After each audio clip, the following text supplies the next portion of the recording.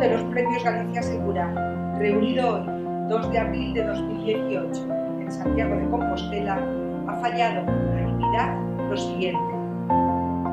Premio Galicia Segura a la mediación, UCOGA, Asesores Sociedad Limitada. Premio Galicia Segura al asegurador, Zurich Insurance PLC, sucursal en España.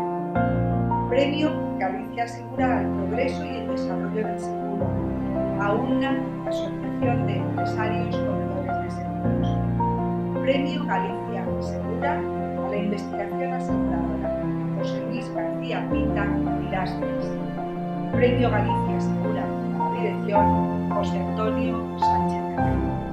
El jurado felicita a todos los galardonados y les convoca el próximo lunes 14 de mayo en Santiago de Compostela. Muchas gracias.